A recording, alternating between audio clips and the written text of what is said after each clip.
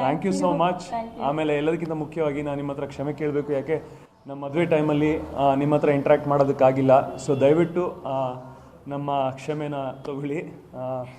ಕ್ಷಮೆ ಯಾಚಿಸ್ತಾ ಇದ್ದೀವಿ ನಿಮ್ಮ ಹತ್ರ, ಯಾಕೆಂದರೆ ಅಲ್ಲಿ ನಮ್ಮದು ಬೇರೆ ಒಂದು ಮೀಡಿಯಾ ಮಾಧ್ಯಮದ ಜೊತೆ ಒಂದು ಕಾಂಟ್ರಾಕ್ಟ್ ಇದ್ದಿದ್ದರಿಂದ ನಾವು ಬಿಡೋಕ್ಕಾಗಿಲ್ಲ, ಅಥವಾ ಏನು ನಾವು ಇಂಟ್ರ್ಯಾಕ್ಷನ್ ಮಾಡೋದಕ್ಕಾಗಿಲ್ಲ. ಸೊ ಅದೊಂದೇ ರೀಸನಿಂದ, ಬೇರೆ ಏನು ಉದ್ದೇಶದಿಂದ ಅಲ್ಲ. ಸೊ ಹಾಗಾಗಿ ಕ್ಷಮೆ ಇರಲಿ. ಆಮೇಲೆ ವೆನ್ಯೂ ಕೂಡ ಡಿಸ್ಕ್ಲೋಸ್ ಮಾಡಿಲ್ಲ, ಯಾಕೆಂದರೆ ಸೆಕ್ಯೂರಿಟಿ ಇಶ್ಯೂಸ್ಗೋಸ್ಕರ. ತುಂಬ ಪ್ರೈವೇಟ್ ವೆಡ್ಡಿಂಗ್ ಇತ್ತು. As I said earlier, V done it ತುಂಬ ಕೇರ್ ತೊಗೊಂಡು ಮಾಡಿದ್ದೀವಿ, ಎನ್ವೈರನ್ಮೆಂಟಲ್ ಫ್ರೆಂಡ್ಲಿ ಆಗಿ ಆ್ಯಂಡ್ ಸ್ವಲ್ಪ ಪ್ರೈವೇಟ್ ಆಗಿ just close friends and relatives ಜೊತೆ ಮಾಡಿದ್ದೀವಿ. ತುಂಬ ಚೆನ್ನಾಗಿತ್ತು. ಅಂದರೆ ನಿಮಗೆ ಸದ್ಯದಲ್ಲೇ ಆ ವೀಡಿಯೋಸ್ ಎಲ್ಲ ನಿಮಗೆ ಸಿಗುತ್ತೆ. ಸೊ ನೀವು ನೋಡಿದಾಗಲೇ ಗೊತ್ತಾಗುತ್ತೆ, ತುಂಬ ಒಳ್ಳೆ ಸೆಲೆಬ್ರೇಷನ್ ಇತ್ತು. ನನ್ನ ಕ್ಲೋಸ್ ರಿಲೇಟಿವ್ಸ್ ಆಮೇಲೆ ಇಂಡಸ್ಟ್ರಿ ಕ್ಲೋಸ್ ಫ್ರೆಂಡ್ಸ್ ಮಾತ್ರ ಅಲ್ಲಿ ಆ ಸಂಭ್ರಮದಲ್ಲಿ ಭಾಗಿಯಾಗಿದ್ದರು. ಸೊ ಹಾಗಾಗಿ ಒಂದು ಒಳ್ಳೆ ಸೆಲೆಬ್ರೇಷನ್ ಆಯಿತು.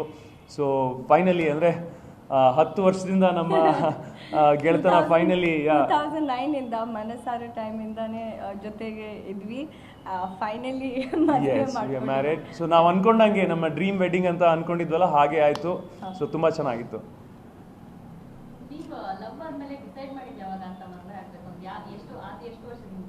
ಬಹುಶಃ ನಾವು ಅಂದರೆ ನಾನು ಲಾಸ್ಟ್ 1 year ಇಂದ ಅಂದರೆ ಯಾವಾಗ ಆಗೋಣ ಹಿಂದೆ ಮುಂದೆ ನೋಡ್ತಾ ಇದ್ವಿ, ಯಾಕೆ ನನಗೂ ಶೂಟಿಂಗ್ ಇತ್ತು. ಸೊ ಹಾಗಾಗಿ ಯಾವ ಟೈಮ್ ಸೆಟ್ ಆಗ್ತಾ ಇರಲಿಲ್ಲ. But I think from day one I was very sure that it is done. ನಾವಿಬ್ರು ಮದುವೆ ಆಗೋದಂತೂ ಗ್ಯಾರಂಟಿ ಇತ್ತು, ಬಟ್ ಯಾವಾಗ ಅನ್ನೋ ಪ್ರಶ್ನೆ ಆಗಿತ್ತು.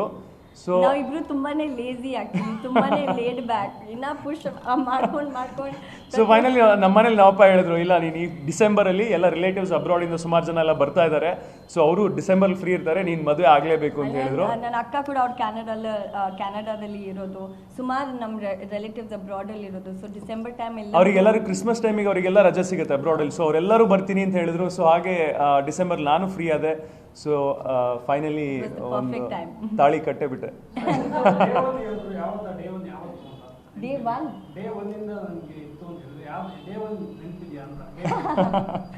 ನೆನಪಿದೆ. ಬಹುಶಃ ಮನಸಾರೆ ಟೈಮಲ್ಲೇ ನಾವು ಸಾಂಗ್ ಶೂಟ್ ಟೈಮಲ್ಲಿ. ಹೌದು, ಎಲ್ಲೋ ಮಳೆ ಆಗಿದೆ ಅನ್ಸುತ್ತೆ, ಅಥವಾ ನಾನಗುವ time. Actually, it was like a mutually ಹಂಗಿತ್ತು ಆ ಥರ. ಆ್ಯಕ್ಚುಲಿ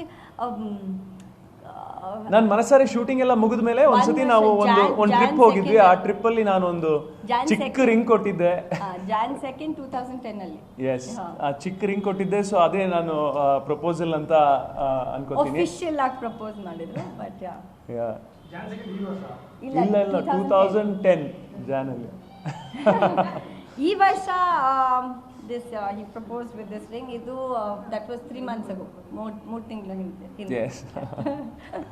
ಎಂಗೇಜ್ಮೆಂಟ್ ಕೂಡ ಅವರಿಗೆ ಒಂದು ಸರ್ಪ್ರೈಸ್ ಕೊಟ್ರಿ ನೀವು. ಅದೇ ಆ ಎಂಗೇಜ್ಮೆಂಟಿಗೆ ನಮ್ಮ ಮನೆಗೆ ಸುಮ್ಮನೆ ಕರೆದೆ, ಅವ್ರ ಅಪ್ಪ ಅಮ್ಮನ ಎಲ್ಲ ಫ್ಯಾಮಿಲಿನ. ಅವರು ಸುಮ್ಮನೆ ಲಂಚಿಗೆ ಅಂತ ಮನೆಗೆ ಬಂದರು. ಸೊ ಆವಾಗ ನಾನು ಅಂದರೆ ಈ ಅಂದರೆ ಈ ಮೂವಿ ಸ್ಟೈಲಲ್ಲಿ I went down on my knees and propose to an and she accepted to marry me. So ಮದುವೆ ಆಗ್ತೀನಿ ಅಂತ ಒಪ್ಕೊಂಡ್ರು. ಸೊ ಹಾಗಾಗಿ ಅದು ಒಂದು ಚೆನ್ನಾಗಿತ್ತು ಎಂಗೇಜ್ಮೆಂಟು. Again, closed families.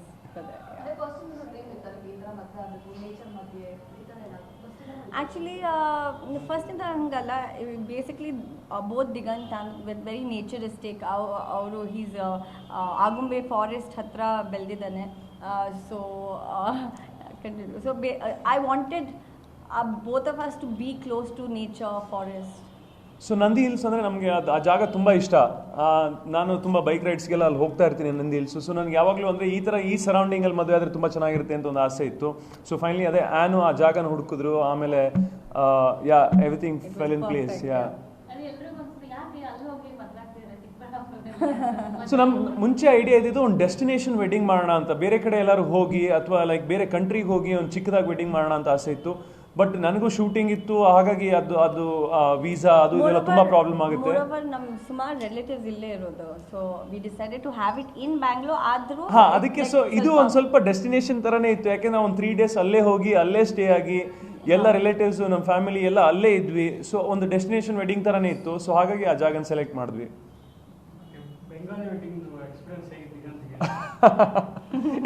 ಇಲ್ಲ ಇದು ಯಾಕೆ ನಾನು ಕನ್ನಡ ವೆಡ್ಡಿಂಗ್ಸ್ ಎಲ್ಲ ನೋಡಿದ್ದೀನಿ ನಮ್ಮ ಅಣ್ಣನ ಮದುವೆ ಎಲ್ಲ, ಬಟ್ ಬೆಂಗಾಲಿ ವೆಡ್ಡಿಂಗ್ ಎಷ್ಟು ಮಜವಾಗಿತ್ತು, ಬಟ್ ಒಂದು ಹಿಂಗೆ ಮುಗ್ದೋಯ್ತು ನನಗೆ. ಅಂದರೆ ಆ ಮಂತ್ರದ ಶಕ್ತಿ ಎಷ್ಟು ತಾಗಿದೆ ಅಂತಲೇ ಗೊತ್ತಾಗಿಲ್ಲ, ಬಟ್ ತುಂಬ ಚೆನ್ನಾಗಿತ್ತು. ಈವ್ನಿಂಗಲ್ಲಿ ಸ್ಟಾರ್ಟ್ ಆಗುತ್ತೆ ಆ್ಯಂಡ್ 6:30-7 ಗಂಟೆ ಮುಹೂರ್ತ ಅವ್ರದ್ದೆಲ್ಲ ಬೆಂಗಾಲಿ ಸ್ಟೈಲಲ್ಲಿ. ಸೊ ಒಂದು 8:39 ಮುಗ್ದೋಗಿತ್ತು ನಮ್ಮದು. ಬರೀ 2.5 hours ಮದುವೆ. ಬಟ್ ಹಿ ವಾಸ್ ಬಿಗಿನಿಂಗಿಂದಾನೇ ತುಂಬ ಒಳ್ಳೆ ಸ್ಪೋರ್ಟ್. ಆ್ಯಕ್ಚುಲಿ ಬೆಂಗಾಲಿ ಗೆಟಪ್ ಅಲ್ಲಿ ಅದು ಟೊಪ್ಪೋರ್ ಅಂತ ಒಂದು ಬರುತ್ತೆ, ಒಂದು ಉದ್ದ ಟೊಪ್ಪಿ ಅದು ಕೇಳಿ ನಿನ್ಗೆ ಹಾಕಕ್ಕೆ ಇಷ್ಟ ಇಲ್ಲ ಅಂದ್ರೆ ಪರವಾಗಿಲ್ಲ, ಬಟ್ ಅವ್ನು ತುಂಬಾನೇ ಸ್ಪೋರ್ಟಿವ್ ಆಗಿ ಎಲ್ಲ ರಿಚುವಲ್ಸ್ ಫಾಲೋ ಮಾಡ್ದ ನನ್ನ ಸ್ಟೈಲಲ್ಲಿ. ಏನೇನು ರಿಚುವಲ್ಸ್ ಇತ್ತು ಹಲ್ದಿ ಟೈಮಲ್ಲೂ. ಇವ್ರದ್ರಲ್ಲಿ ಬೇರೆ ಬೇರೆ ಇರುತ್ತೆ. ನಾವು ಮದುವೆ ದಿವಸ ಬೆಳಗಿನ ಸಂಜೆ ತನಕ ಏನು ತಿನ್ನಂಗಿಲ್ಲ, ಸೊ ಆ ಥರದ್ದೆಲ್ಲ ಇತ್ತು. ಫಾಸ್ಟಿಂಗ್ ಮಾಡಬೇಕಿತ್ತು, ಸೊ ಈ ಥರದ್ದೆಲ್ಲ ಇತ್ತು ಅವ್ರ ಪದ್ಧತಿಲಿ. ಸೊ ಅದನ್ನ ನಾನು ಫಾಲೋ ಮಾಡಿದೆ. ಸೊ ಓವರ್ ಆಲ್ ಚೆನ್ನಾಗಿತ್ತು, ವೆರಿ ನೈಸ್ ಎಕ್ಸ್ಪೀರಿಯನ್ಸ್. ನಿಮ್ಮ ಮದುವೆನ ಒಂದು ಮಾದರಿ ಮಾಡಬೇಕು ಅಂತ ಅನ್ಕೊಂಡ್ರಿ ಇಬ್ರು ಕೂಡ, ಅಂದ್ರೆ ಎನ್ವಿರಾನ್ಮೆಂಟ್ ಫ್ರೆಂಡ್ಲಿ ಆಗಿ ಮಾಡಬೇಕು. ಅದು ಯಾವ ಥರ ನಡೀತು ಅಂತ ಬಿಕಾಸ್ ಯಾರಿಗೂ ಗೊತ್ತಿಲ್ಲ. ಯಾವ ಥರ ನೀವು ಅನ್ಕೊಂಡಿದ್ದು ಆಯ್ತು ಅಂತ, ಏನು ತುಂಬ ವೇಸ್ಟ್ ಮಾಡಿ. ಸೊ ಆ್ಯಕ್ಚುಲಿ ಫಾರ್ ಇನ್ಸ್ಟೆನ್ಸ್ ಈಗ ಮದುವೆ ಟೈಮಲ್ಲಿ ಹೂವು ತುಂಬ ವೇಸ್ಟ್ ಆಗಿರುತ್ತೆ. ಸೊ ನನ್ನ ವೆಡ್ಡಿಂಗ್ ಪ್ಲ್ಯಾನರ್ ಅವ್ರಿಗೆ ಅವ್ರ ತಂಗಿ ಒಂದು ಕಾಲೇಜಲ್ಲಿರೋದು, ಅಲ್ಲಿ ಆ ಪೆಟಲ್ಸ್ನ ಫರ್ಟಿಲೈಸರ್ ಆಗಿ ಯೂಸ್ ಮಾಡ್ತಾರೆ. ಸೊ ನೆಕ್ಸ್ಟ್ ಡೇ ಯಾವುದು ಹೂವು ವೇಸ್ಟ್ ಆಗಲ್ಲ, ಅದ್ರಿಂದಾನೇ ಫರ್ಟಿಲೈಸರ್ ಮಾಡಿಕೊಂಡು so it goes back into the nature. ಆಮೇಲೆ ಇದು ವೆಜಿಟೇಬಲ್ಸ್ ಆ್ಯಂಡ್ ಫ್ರೂಟ್ ಪೀಲ್ಸ್ ಎಲ್ಲ ಅದು ಪಕ್ಕದಲ್ಲಿ ಕಾವ್ ಶೆಡ್ ಇದೆ, ಗಾಯಶಾಲ ಇದೆ, ಅಲ್ಲಿ ಕೊಟ್ಟಿದ್ರು. ಆಮೇಲೆ ನಾವು ಈವನ್ ಹೆಡ್ ಕೌಂಟ್ ಅಂತ ಮಾಡಿದ್ವಿ, ಅದು ತುಂಬ ಕಷ್ಟ ಆಗಿತ್ತು. ಬಿಕಾಸ್ ಕೆಲವ್ರ ಸತಿ ಜಾಸ್ತಿ ಸೊ ಊಟ ವೇಸ್ಟ್ ಆಗಬಾರ್ದು ಅಂತ ಆ ರೀತಿಯಲ್ಲಿ ನಾವು ಪ್ಲಾಸ್ಟಿಕ್ ಯೂಸ್ ಮಾಡಿಲ್ಲ. ಸೊ ವುಡ್ ಆಮೇಲೆ ಗ್ಲಾಸ್ ಆ ಥರ ಇತ್ತು. ಸೊ ಫೈರ್ ಕ್ರ್ಯಾಕರ್ಸ್ ಆ ಥರ ಏನು ಯಾವುದು ಎನ್ವೈರನ್ಮೆಂಟ್ಗೆ ಅಂದರೆ ತೊಂದರೆ ಆಗದೆ ಇರೋ ಥರ ನೋಡ್ಕೊಂಡು. ಹಾಂ ಯಾ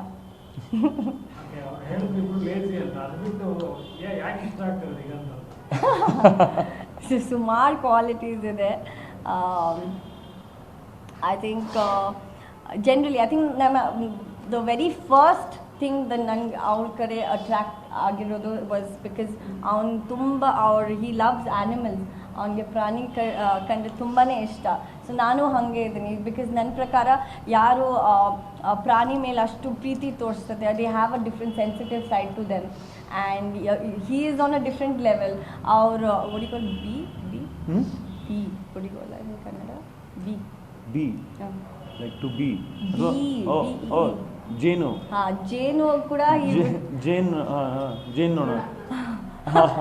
ಯಾ ಜೇನು ಹಣ್ಣು ಕೂಡ ಲೈಕ್ ಯಾವತ್ತೂ ನನ್ನ ರೂಮಲ್ಲಿ ಎಂಟರ್ ಆಗ್ತೀನಿ ನಾನು ಲೈಕ್ ಕಿಚ್ಚಾಕಿರ್ತೀನಿ, ಲೈಕ್ ಪ್ಲೀಸ್ ಇದು ಆಚೆ ಕಳಿಸಿ, ಅವ್ನ ಸೈಜಲ್ಲ. So is very sensitive to ಪ್ರತಿಯೊಬ್ಬ ಇನ್ಸೆಕ್ಟ್ ಮೇಲೆ ತುಂಬ ಸೆನ್ಸಿಟಿವ್ ಆಗಿರ್ತಾರೆ ಅವ್ನಿಗೆ.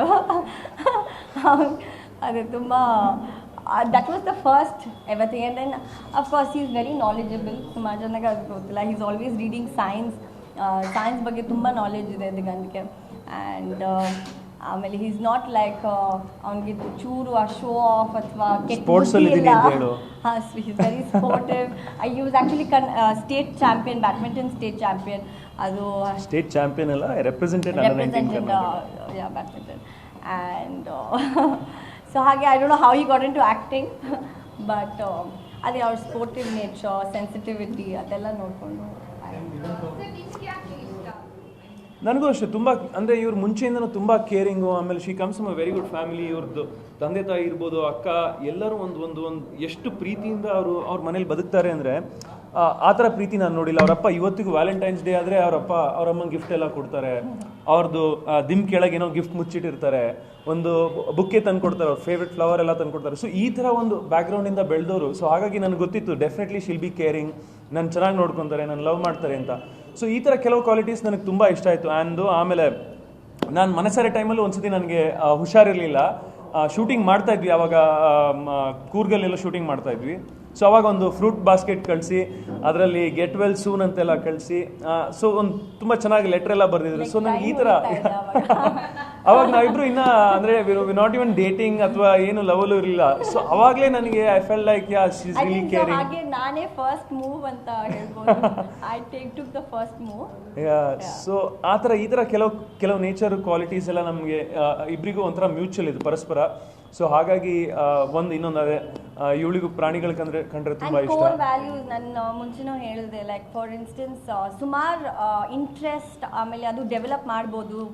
ಕೆಲವ್ರಿಗೆ ಅಡ್ವೆಂಚರ್ಸ್ ತುಂಬ ಇಷ್ಟ ಅಥವಾ ಈ ಥರ ಊಟ ಇಷ್ಟ, ಅದೆಲ್ಲ ಟೇಸ್ಟ್ ಚೇಂಜ್ ಮಾಡ್ಬೋದು, ಬಟ್ ಕೋರ್ ವ್ಯಾಲ್ಯೂಸ್ ಚೇಂಜ್ ಮಾಡೋಕ್ಕಾಗಲ್ಲ. ಸೊ ಇಬ್ಬರು ಅದು ಕೋರ್ ವ್ಯಾಲ್ಯೂಸ್ ತುಂಬ ಸಿಮಿಲರ್ ಇದೆ. ನಾವು we feel bad for the same things, we feel ಆ ಥರ ಕೋರ್ ವ್ಯಾಲ್ಯೂಸ್ ರೀತಿಯಲ್ಲಿ ನಾವು ತುಂಬಾನೇ ಸಿಮಿಲರ್. ಆಮೇಲೆ ನಾನು ಇವ್ರ ತಂದೆಗೆ ತುಂಬಾ ಕ್ಲೋಸ್ ಇದ್ದೀನಿ, ಆಮೇಲೆ ಇವರು ನಮ್ಮ ಅಮ್ಮಂಗೆ ತುಂಬಾ ಕ್ಲೋಸ್ ಇದ್ದಾರೆ. ಸೊ ಫ್ಯಾಮಿಲಿ ಕೂಡ ತುಂಬಾ ಜಾಸ್ತಿ ಬಾಂಡಿಂಗ್ ಇದೆ. ಆ್ಯಂಡ್ ನನಗೆ ಅದೇ ಭಯ ಆಯಿತು, ಯೂಶ್ವಲಿ ಮದುವೆ ಟೈಮಲ್ಲಿ ಫ್ಯಾಮಿಲೀಸ್ ಮಧ್ಯ ಜಗಳ ಆಗಿರುತ್ತೆ, ಬಟ್ ನಮ್ಮ ಮದುವೆಯಲ್ಲಿ ಹಲ್ದಿ ದಿವಸನೂ ಮದುವೆ ದಿವಸನೂ ಎಷ್ಟು ಬಾಂಡಿಂಗ್ ಇತ್ತು ಇಬ್ಬರದು ಫ್ಯಾಮಿಲಿ. ಇನ್ಫ್ಯಾಕ್ಟ್ ನನ್ನ ರಿಲೇಟಿವ್ಸ್ ಕೋಲ್ಕತ್ತಾದಿಂದ ಬಂದಿದ್ರು, ಅವ್ರಿಗೆ ಕನ್ನಡ ಅರ್ಥ ಆಗ್ತಾ ಇರಲಿಲ್ಲ. ಹೆಂಗೆ ನೋಡ್ಬೇಕಾಗಿತ್ತು ಅವ್ರ ರಿಲೇಟಿವ್ಸ್ ನನ್ನ ರಿಲೇಟಿವ್ಸ್ ಜೊತೆ ಹೆಂಗೆ ಮ್ಯಾನೇಜ್ ಮಾಡ್ತಿದ್ರು. ಸೊ ಚೂರು ನಮ್ಮ ರಿಲೇಟಿವ್ಸ್ ಕೆಲವರೆಲ್ಲ ಈ ತೀರ್ಥಹಳ್ಳಿ ಸಾಗರದ ಮಧ್ಯೆ ಅವರಿಗೆ ಹಿಂದಿನೂ ಅಷ್ಟು ಅಭ್ಯಾಸ ಇಲ್ಲ. ಸೊ ಕೋಲ್ಕತ್ತಾದಿಂದ ಬಂದವರಿಗೆ ಹಿಂದಿ ಅವ್ರು ಮಾತಾಡ್ತಾರೆ, ಬಟ್ ಆ ಕಮ್ಯುನಿಕೇಶನ್ ತುಂಬಾ ಮಜಾ ಇರೋದು. ಅವ್ರು ಮಾತಾಡೋದು ಒಬ್ರು ಮಾತಾಡೋದು ಇನ್ನೊಬ್ರಿಗೆ ಅರ್ಥ ಆಗ್ತಾ ಇರಲಿಲ್ಲ, ಬಟ್ ಆದ್ರೂ ಮಾತಾಡ್ಕೊಂಡು ಚೆನ್ನಾಗಿದ್ರು. ಎಲ್ಲರೂ ಜೆಲ್ ಆಗಿದ್ರು, ಎಲ್ಲರೂ ತುಂಬಾ ಎಂಜಾಯ್ ಮಾಡ್ಕೊಂಡಿದ್ರು ನಮ್ಮ ಮದುವೆಯಲ್ಲಿ.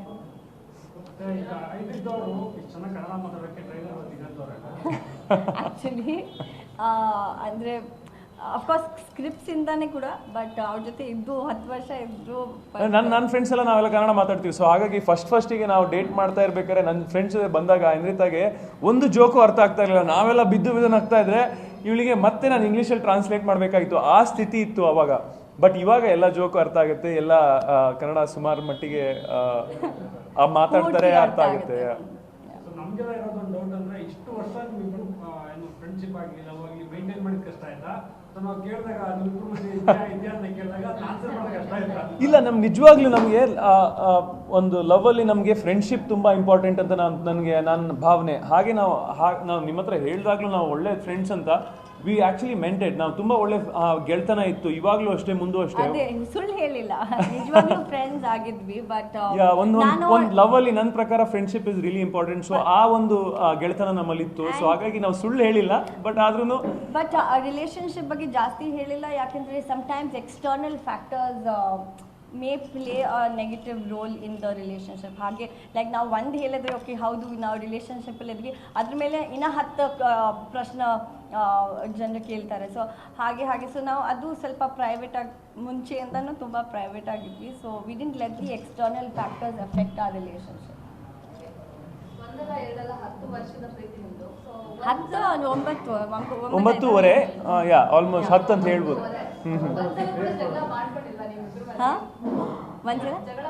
ಸುಮಾರು ಸತಿ ಜಗಳ ಆಗಿದೆ. ಯಾಕೆಂದ್ರೆ ನಾನು ಅವಳು ಆಲ್ಮೋಸ್ಟ್ ಒಂದೇ ಏಜು. ಸೊ ಹಾಗಾಗಿ ಒಂದೇ ಏಜ್ ಅವರು ಆಕ್ಚುಲಿ ದೇ ಫೈಟ್. ಅಂದ್ರೆ ಸ್ವಲ್ಪ ಗ್ಯಾಪ್ ಇದ್ರೆ ಹುಡುಗಿ ಚಿಕ್ಕವಳಾಗಿ ಹುಡುಗ ದೊಡ್ಡವನಿದ್ದು ಅಥವಾ ಉಲ್ಟಾ ಆಗಿದ್ರೆ ಅವಾಗ ಒಂದು ಬ್ಯಾಲೆನ್ಸ್ ಇರುತ್ತೆ. ಬಟ್ ನಾವಿಬ್ರು ಸೇಮ್ ಏಜ್, ಆಲ್ಮೋಸ್ಟ್ 1.5 ವರ್ಷ ನನ್ಕಿಂತ ಚಿಕ್ಕವರು. ಸೊ ಕೆಲವು ಟೈಮಲ್ಲಿ ಇಬ್ರು ಹೇಳ್ತೀವಿ ನಾನಿದು ಮಾಡಲ್ಲ, ಇಲ್ಲ ನೀನ್ ಮಾಡುವ, ಇಲ್ಲ ನೀನ್ ಮಾಡುವ ಅಂತ. ಸೊ ಡೆಫಿನೆಟ್ಲಿ ನಮ್ದು ಅಪ್ಸ್ ಅಂಡ್ ಡೌನ್ಸ್ ಲೈಫಲ್ಲಿ ಇತ್ತು ಈ 10 ವರ್ಷದಲ್ಲಿ. ಬಟ್ ಯಾವತ್ತು ನಾವು ಅಂದರೆ ಬ್ರೇಕಪ್ ಆಗೋ ಮಟ್ಟಕ್ಕೆ ಯಾವತ್ತು ನಾವು ಜಗಳ ಆಡಿಲ್ಲ. ಸೊ ಜಗಳ ಆಡಿದ್ವಿ, ಬಟ್ ಆದ್ರೂ ಒಂದು ದಿವಸ ಮಾತಾಡದೇ ಇರ್ಬೋದು, 2 ದಿವಸ ಮಾತಾಡಿರ್ಬೋದು, ಬಟ್ ಯಾವತ್ತು ಬ್ರೇಕಪ್ ಆಗೋದು ಅಥವಾ ಬಿಟ್ಬಿಡೋಣ ಅಂತ ಯಾವತ್ತು ಮಾತಾಡ್ಕೊಂಡಿಲ್ಲ ನಾವು.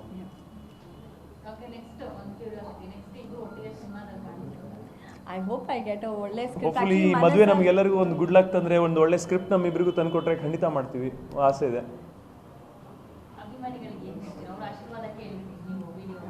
ಖಂಡಿತ. ಅಂದರೆ ಅವ್ರದ್ದು ಯಾವಾಗಲೂ ನಮ್ಮಿಬ್ರದ್ದು ತುಂಬ ಕ್ಯೂಟ್ ಪೇರ್ ಅಂತ ಇಂಡಸ್ಟ್ರಿಲೇ ಸುಮಾರು ಜನ ನಮಗೆಲ್ಲ ಮೆಸೇಜ್ ಮಾಡ್ತಾಯಿದ್ರು ಸೋಷಿಯಲ್ ಮೀಡಿಯಾದಲ್ಲಿ ಅಲ್ಲಿ ಇಲ್ಲಿ. ಸೊ ಅವರೆಲ್ಲರೂ ಯಾರ್ಯಾರು ನಮಗೆ ಒಳ್ಳೆಯದನ್ನು ಹಾರೈಸಿದ್ದಾರೆ ಅಥವಾ ನಮ್ಮ ಮದುವೆ ಯಾವಾಗ ಅಂತೆಲ್ಲ ತುಂಬ ಸತಿ ಕೇಳಿದ್ದಾರೆ. ಸೊ ಅವರೆಲ್ಲರಿಗೂ ತುಂಬ ಥ್ಯಾಂಕ್ಸ್. ಸೊ ಫೈನಲಿ ನಾನು ಐಂದ್ರಿತಾ ಮದುವೆ ಆಗಿದ್ದೀವಿ. ಸೊ ನಿಮ್ಮ ಪ್ರೀತಿ, ವಿಶ್ವಾಸ, ಆಶೀರ್ವಾದ ಸದಾ ಹೀಗೆ ಇರಲಿ ಅಂತ ಕೇಳ್ಕೊತೀನಿ. ಆ್ಯಕ್ಚುಲಿ ಇವನು ಮದುವೆ ದಿವಸ 3 ದಿವಸ ಹಿಂದೆ ಅಂದರೆ 3 days ಬಿಫೋರ್ ದ ಮ್ಯಾರೇಜ್ ಕೂಡ ಇವನು ಶೂಟ್ ಮಾಡ್ತಿದ್ದ. ಚೂರು ಹೆಲ್ಪ್ ಮಾಡಿಲ್ಲ ನನಗೆ ಮದುವೆಯಲ್ಲಿ. ಇಡೀ ಅರೇಂಜ್ಮೆಂಟ್ಸ್ ನಾನು ಒಬ್ಬನೇ ಮಾಡಿದ್ದೀನಿ. ಸೊ ಅಷ್ಟಕ್ಕೆ ಈಗ ಹನಿಮೂನ್ ಅಂತೂ ಪ್ಲ್ಯಾನ್ ಮಾಡೋಕ್ಕೆ ಆಗಲಿಲ್ಲ. ಬಟ್ ಮದುವೆನೂ ಇವನು ಬಂದಿದ್ದಾನೆ ನನಗೆ ಆಸೆ. ಯಾಕೆಂದರೆ ಮೊರಿಷಿಯಸ್ಸಲ್ಲಿ ಶೂಟ್ ಮಾಡ್ತಿದ್ದ, ಅದಾದಮೇಲೆ ಅವ್ನು ಹಿಂದಿ ಮೂವಿ ರಾಮ್ಯೋಗ್ ಅಂತ ಶೂಟ್ ಮಾಡ್ತಿದ್ದ. ಮೊರಿಷಿಯಸ್ ಬಂದ ತಕ್ಷಣ ಅರ್ಧ ದಿವಸದಲ್ಲಿ ಇದ್ದು ಅವ್ನು ಬ್ಯಾಚುಲರ್ಸ್ ಹೋಗಿದ್ದಾನೆ ಶ್ರೀಲಂಕಾ. ಅಲ್ಲಿ 7 ದಿವಸ ಆದಮೇಲೆ ಅರ್ಧ ದಿವಸ ಇಲ್ಲಿ ಇದ್ದು ಆಮೇಲೆ ಮತ್ತೆ ಬಾಂಬೆ ಹೋಗಿ 5ನೇ ತಾರೀಕು ಡಿಸೆಂಬರ್ 5ನೇ ತಾರೀಕು ತನಕ ಅವ್ನು ಶೂಟ್ ಮಾಡಿದ್ದಾನೆ. ಸೊ ನನಗೆ ಅದೇ ಈಗ ಈ ಮದುವೆಗೂ ಅವನಿಗೆ ಇಡೀ ಮದುವೆ ಅರೇಂಜ್ಮೆಂಟ್ ಸರ್ಪ್ರೈಸ್ ಆಗಿತ್ತು. ಅವನೇ ಅವನ ಮದುವೆಗೆ ಗೆಸ್ಟ್ ಆಗಿ ಬಂದು ತಾಳಿ ಕಟ್ಟು ಹೋದೆ ಅಷ್ಟೇ, ನನಗೇನು ಗೊತ್ತಿರಲಿಲ್ಲ. ಗೆಸ್ಟ್ ಆಗಿ ಆರಾಮಾಗಿ ಅಟೆಂಡ್ ಮಾಡ್ಕೊಂಡು ಹೋದ. ಸೊ ಅಫ್ಕೋರ್ಸ್ ಹನಿಮೂನ್ ಅಂತೂ ಪ್ಲಾನ್ ಮಾಡಿಲ್ಲ. ಬಹುಶಃ ಮೇ ಬಿ January 15 ಮೇಲೆ ಹೋಗೋಣ ಅಂತ ಐಡಿಯಾ ಇದೆ. ಇನ್ನು ಏನು ಎಲ್ಲೋ ಹೋಗ್ತೀವಿ ಅಂತ ಹೇಳಿಲ್ಲ. ಮದುವೆ ಮುಂಚೆನೇ ಆಗಲೇ ಶುರುವಾಗಿದೆಯಾ? ಅಂದರೆ ಅವರ ಮೂವೀಸ್ ಬಗ್ಗೆ ನೀವು ಮಾತಾಡೋದು, ನಿಮ್ಮ ಮೂವೀಸ್ ಬಗ್ಗೆ ಅವ್ರು ಮಾತಾಡೋದು, ನಿಮ್ಮ ಪ್ಲಾನ್ಸ್ ಬಗ್ಗೆ ಇಬ್ಬರು ಡಿಸ್ಕಸ್ ಮಾಡೋದು, ಅಂದ್ರೆ ಈಗ ಅಂದ್ರೆ ಇಬ್ರು ಯಾವತ್ತು ಜೊತೆಗೆ ಕೂತು ನಾನು ಇವ್ರ ಸ್ಕ್ರಿಪ್ಟ್ ನಾನು ಯಾವತ್ತೂ ಕೇಳಿಲ್ಲ. ಅವ್ರು ಸಪ್ರೇಟ್ ಆಗಿ ಜಾಸ್ತಿ ಇಂಟರ್ಫಿಯರ್ ಆಗಲ್ಲ. ನಮ್ಮಿಬ್ರು ಕೆಲ್ಸದ ಬಗ್ಗೆ ಇಬ್ರು ಅಷ್ಟು ಇಂಟರ್ಫಿಯರ್ ಆಗಲ್ಲ. ಒಂದು ಸಜೆಷನ್ ತಗೊಂತೀವಿ ಬಿಟ್ರೆ ಅದನ್ನ ಸ್ಕ್ರಿಪ್ಟ್ ಇಲ್ಲಿ ಇನ್ವಾಲ್ವ್ ಆಗೋದು ಆ ಥರದ್ದೆಲ್ಲ ಯಾವತ್ತೂ ಮಾಡಿಲ್ಲ. ಬಟ್ ಅಂಡರ್ಸ್ಟ್ಯಾಂಡಿಂಗ್ ಖಂಡಿತ ಇರುತ್ತೆ. ಕೆಲವರು ಸತಿ ಲೇಟ್ ನೈಟ್ ಶೂಟಿಂಗ್ ಆಗಿರುತ್ತೆ, ಕೆಲವರು ಸತಿ ಸುಮಾರು ತಿಂಗಳು ನೀವು ಬೇರೆ ಊರಲ್ಲಿ ಶೂಟಿಂಗ್ ಮಾಡ್ತೀರಾ. ಕೆಲವು ಅಪ್ಸ್ ಡೌನ್ ಇರುತ್ತೆ ನಮ್ಮ ಇಂಡಸ್ಟ್ರಿಲಿ, ಕೆಲವರು ಸತಿ ಕೆಲಸ ಇರಲ್ಲ ಆಗಿರೋದು. ಸೊ ಆ ರೀತಿಯಲ್ಲಿ ಆ ಅಂಡರ್ಸ್ಟ್ಯಾಂಡಿಂಗ್ ತುಂಬ ಇದೆ. ಬಟ್ ಅಂದರೆ ಸ್ಕ್ರಿಪ್ಟ್ಸಲ್ಲಿ ಆ ಥರ ನಾವು ಜಾಸ್ತಿ ಡಿಸ್ಕಸ್ ಮಾಡಿಲ್ಲ. ಲೈಕ್ ಇಂಟರ್ಫಿಯರ್ ಕೂಡ ಯಾವ್ದಾದ್ರು ಸ್ಕ್ರಿಪ್ಟ್ ಅವ್ರಿಗೆ ಏನೋ ಕತೆ ಹೇಳಕ್ ಬಂದ್ರೆ ನಾ ಹೇಗಿತ್ತು ಅಂತ ಕೇಳ್ತೀನಿ ಅಷ್ಟೇ ಬಿಟ್ರೆ ಎಕ್ಸೈಟ್ಮೆಂಟ್ ಆಗಿ ಸುಮಾರು ಸರಿ ನಾನು ಹೇಳ್ಬಿಡ್ತೀನಿ ಈ ಥರ ಸ್ಕ್ರಿಪ್ಟ್ ಬಂದಿದೆ. ಸೊ ಆ ರೀತಿಯಲ್ಲಿ ಎಕ್ಸೈಟ್ಮೆಂಟ್ ಆಗಿ ನಾನು ಸುಮಾರು ಸತಿ ಡಿಸ್ಕಸ್ ಮಾಡಿದ್ದೀನಿ. ಬಟ್ ದಿಗಂತ್ ಯಾವತ್ತೂ ಬೇರೆ ಜಗತ್ತಲ್ಲಿ ಇರ್ತಾನೆ, ಅರ್ಧ ಕೇಳ್ತಾನೆ ಅರ್ಧ ಕೇಳಲ್ಲ. ಬಟ್ ಅದು ಹಾಂ, ಈಗ ಇವನು ಹಾಕಿರೋದು ಮನುವಿರಾಜ್ ಖೋಸ್ಲಾ ಆ್ಯಂಡ್ ನಾನು ಹಾಕಿರೋದು ರಾಕಿಯಸ್ is a Bombay designer. S.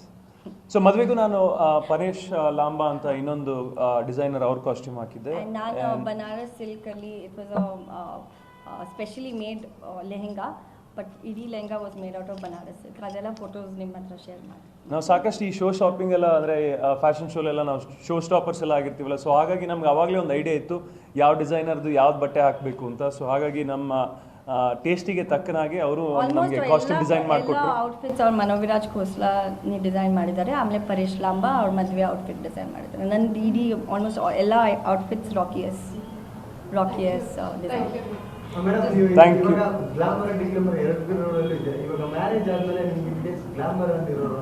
ಪರವಾಗಿಲ್ಲ. ಆ್ಯಕ್ಚುಲಿ ಅವ್ರ ಫ್ಯಾಮಿಲಿ ಕೂಡ ತುಂಬಾ ಅವ್ರ ಔಟ್ಲುಕ್ ತುಂಬಾ ಫಾರ್ವರ್ಡ್ ಥಿಂಕಿಂಗ್. ದಿಗಂತ್ ಕೂಡ ಯಾವತ್ತೂ ಹೇಳಿಲ್ಲ ಇಲ್ಲ ಈ ಬಟ್ಟೆ ಹಾಕಬೇಡ, ಈ ಕಿಸ್ಸಿಂಗ್ ಸೀನ್ ಮಾಡಬೇಡ ಅಂತ. ಅವ್ರ ಇಡೀ ಫ್ಯಾಮಿಲಿ ಆ್ಯಂಡ್ ದಿಗಂತ್ ತುಂಬಾ ಫಾರ್ವರ್ಡ್ ಥಿಂಕಿಂಗ್. ಆ ಥರ ನ್ಯಾರೋ ಮೈಂಡೆಡ್ ಯಾರೂ ಇಲ್ಲ ಅವ್ರ ಇಡೀ ಫ್ಯಾಮಿಲಿದಲ್ಲಿ. ಸೊ ಆ ರೀತಿಯಲ್ಲಿ ನನ್ನ ಫ್ಯಾಮಿಲಿ ಕೂಡ ತುಂಬ ಬ್ರಾಡ್ ಮೈಂಡೆಡ್. ಸೊ ಆ ರೀತಿಯಲ್ಲಿ ನಮಗೆ ಯಾವತ್ತು ಇದು ಆಗಬೇಡ ಅಥವಾ ಈ ಸೀನ್ ಮಾಡಬೇಡ ಅಂತ. It's because it's a art. Movies is a form of art. So ಕತೆಗೆ ಅಥವಾ ಕ್ಯಾರೆಕ್ಟರ್ಗೆ ಏನಾದರೂ ಕೆಲವು ಸತಿ ಮಾಡಬೇಕು ಕೈಲಾಸ. ಸೊ ಆ ರೀತಿಯಲ್ಲ.